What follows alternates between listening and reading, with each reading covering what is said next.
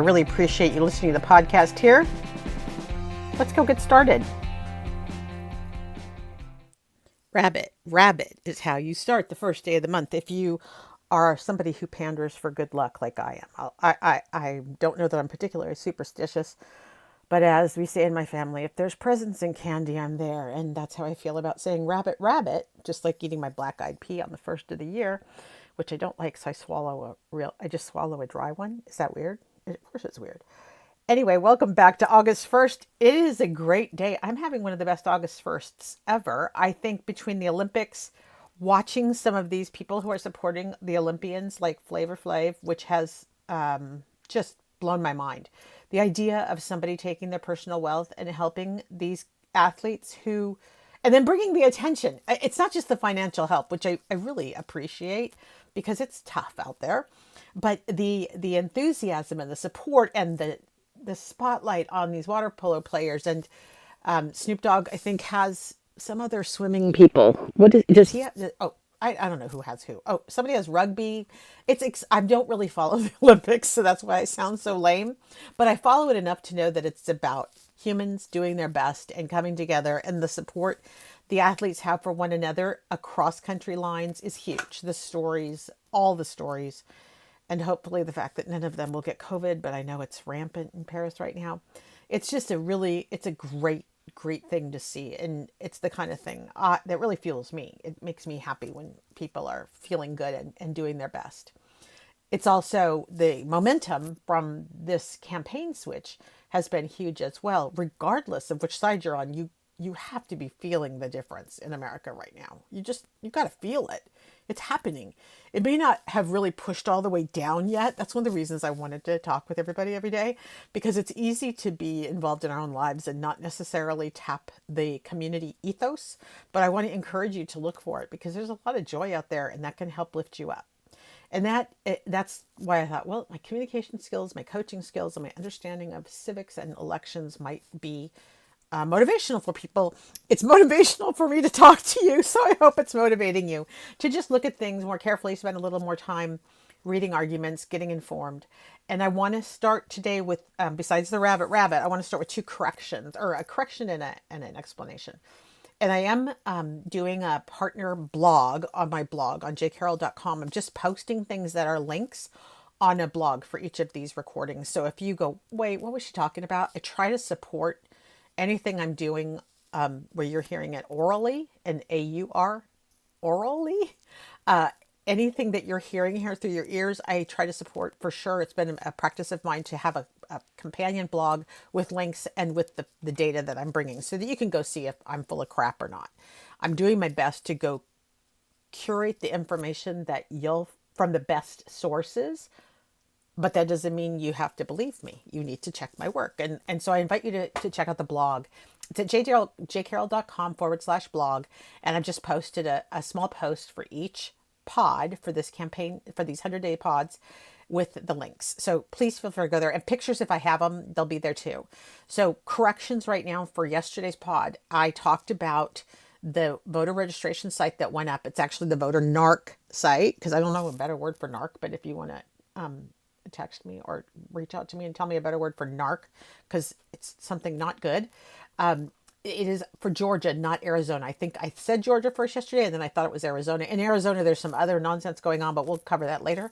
Right now in Georgia, what you need to know is there is a voter site where you can say, pull this person's voter registration. It's unbelievable to me. And it has also caused a ton of privacy issues. But I'm going to post that information again on the mini blog. And then I wanted to bring up in Texas, and I think I'm going to actually go research this because my brain is having a hard time comprehending this.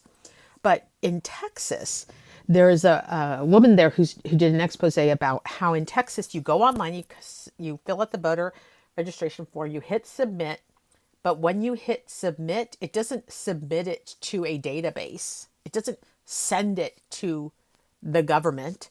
It's merely telling you, now print out this page and mail it. So this is really bad because they're breaking what is now a universal user experience, which is submit means I sent my stuff to you. And in fact, they're breaking the user experience, which is why most people will be confused, especially those who are very new to this kind of working online. And when I mean new, I mean elderly people, people with any kind of disability where they cannot see or don't understand the process for some reason. People who are new to being an American, if they're new citizens, they might have a hard time with this. And people who aren't particularly technically literate, and you shouldn't have to be technically literate to vote. But in this case, because they break the agreement that we have with online forms, which is submit means you took it from me. You need to really pay attention. In fact, you need to pay attention in every state that you're in, wherever you are when you're listening to this. And in Texas, we have some issues. So I just want to, those are corrections from what I talked about. I think it was yesterday. I want to make sure you know about those because yesterday we talked about go check your voter registration or go register to vote.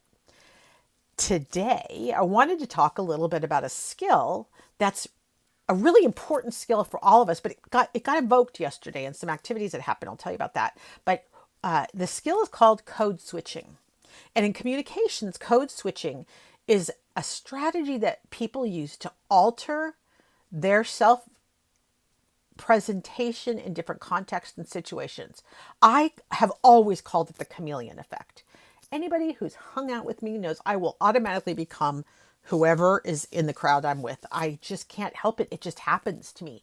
I swear I've used it in improv. That's how I've used it in improv, because I just become this other person. It's kind of bad because one of the things for me is that I have to really watch myself because I grew up since college. In college, my roommate's family, who are Creole, adopted me. I was my white friend Jenny. And so I get into a lot of race trouble because I have to really watch my code switching. It is really easy for me to go in and code switch racially, and that's inappropriate. I have no business code switching to racial code. That is where I have to watch myself. And that's why code switching can be a double-edged sword. And I'm going to give you a link to an article that I'm accessing right now, which is one of the best I found on it. It was actually written by a PhD student. But it's all about this communication technique. So generally when you code switching, you walk into a room, it's all your family, you're going to talk like your family talks. And then you're going to go to work and you're going to sit in a meeting and you're going to talk like the meeting talks with the way you speak that is appropriate for that meeting. And then you're going to go out with your girlfriends. And depending on where those girlfriends come from, if it goes all the way back to college or if it goes all the way back to high school, if it goes all the way back to grade school, you're going to have a code.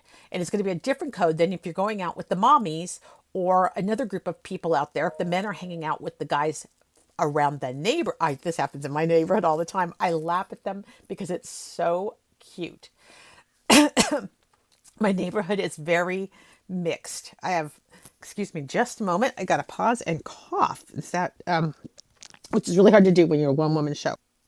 So my neighbors, the guys come out. So these guys, I have across the street's a guy who's a chief technical officer at an internet company. The guy next door does boards for Apple.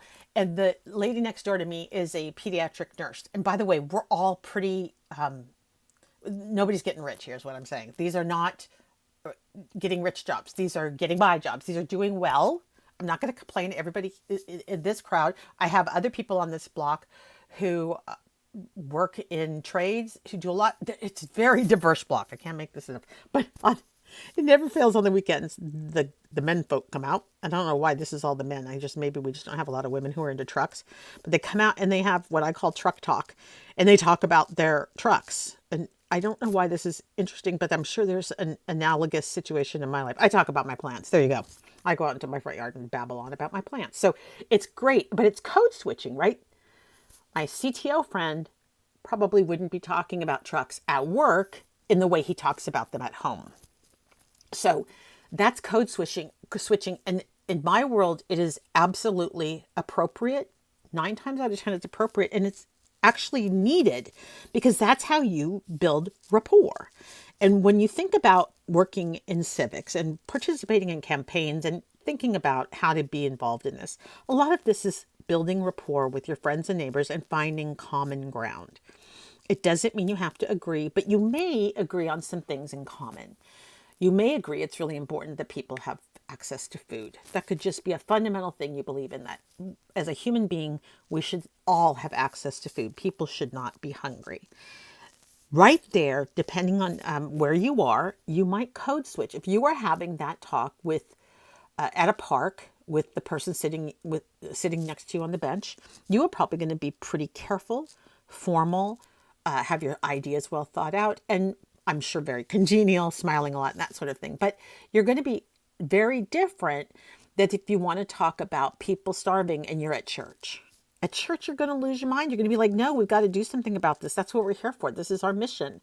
So that's code switching. And if you haven't noticed yourself doing it, it's your chance to do it. And the reason it is in the zeitgeist right now, in our common experience, is that there was a lot of heat brought upon Kamala yesterday about having a Southern accent. Maybe it was 2 days ago now, having a Southern accent or picking up a little Southern accent when she was in Georgia. And I am mortified because I would have done that, except I don't have any business doing that, but I probably would have said y'all and folks and been much more relaxed than if I was talking to a group in Boston. It's just, now in Boston, though, I might have said wicked. So there you are. I am a chameleon. But that code switching is your superpower. And if you're not good at it, it means you're not reading the room. And so this is your opportunity to start paying attention. But my sense is you probably do it. And you probably do it without even noticing you're doing it. And generally, I'm going to guess most of us are pretty good at knowing when it's appropriate and when it's inappropriate, besides me. So this is a skill you can use. This is a skill you use with your children or with any group of people that you have to influence. You switch to become relevant and influential and familiar. And so code switching is really powerful. And I think it's the wrong thing unless it's done along a line where you're almost appropriating someone's self. Like I said, my problem is around race. It's a real problem for me because I think I can dance and I think I'm so dang clever. And that doesn't matter. That's my problem. I need to manage myself. So code switching is really valuable otherwise, unless you're getting yourself jammed up. And that's where, especially white people, we really got to watch it. It's where we often cross the line because we don't understand there's a line there, and there's a line there on purpose. And it's because we don't know the experiences that brought the other people to that line. So that's the big difference here. So let's go back to the beauty of why am I talking about code switching and what is all this about? Well, this is all about intention. As you move out in the world, you want to go find out about campaigning and talk about the issues that matter to you and start to have real meaningful conversations with people that you've never had these conversations before. Being able to read the room, be aware of who you're talking to is everything. And this is super important, knowing your own intentions. So the tension you bring to a conversation, I will encourage you, should not be to convert someone.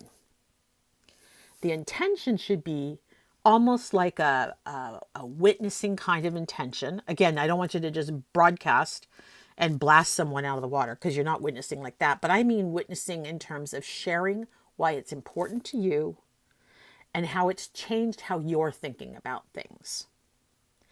And that intention of not beating someone up, not being mean, not convincing them they're dumb, but being very open and listening and having that open conversation. And there was a great one posted on Twitter the other day where someone first refused a door knocker. You know, people are out doing the door knocking and just talking to folks about who's on the ballot and reminding people to register a vote.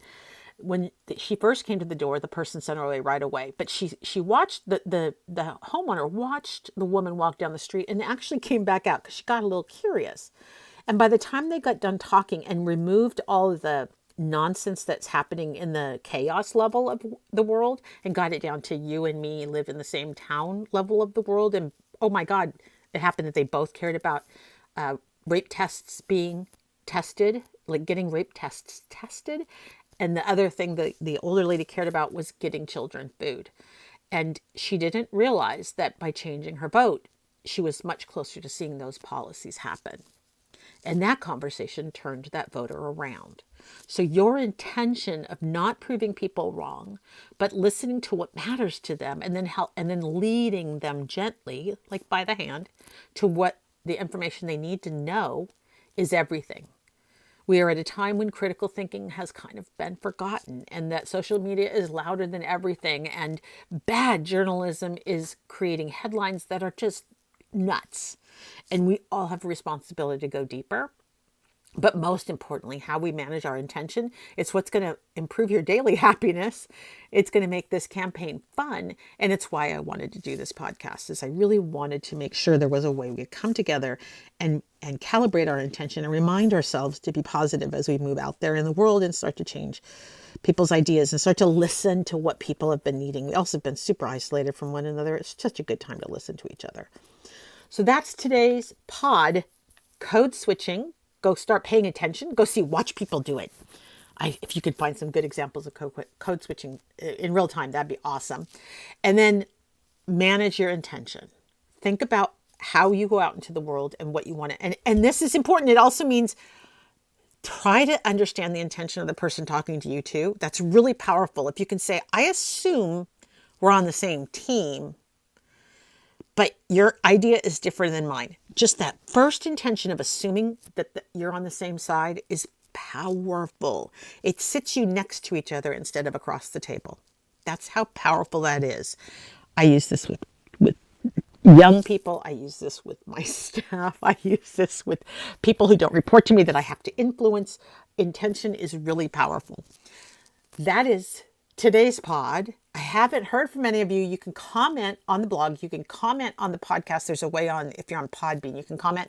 Also, just come onto Facebook or Twitter or Threads. I am in all three of those places. I'd love to talk to you and tell me if this is helping and what you would like me to talk about. Because I'm going to start bringing in a lot more law. Just this first week, I wanted to essentially like kind of get our house in order, and then we'll start learning about the laws that are happening and where we can make a difference with our civics and our civic involvement. Have a great day. Thank you for listening to today's podcast. Make sure you subscribe and rate, and I'll be back with another episode really soon.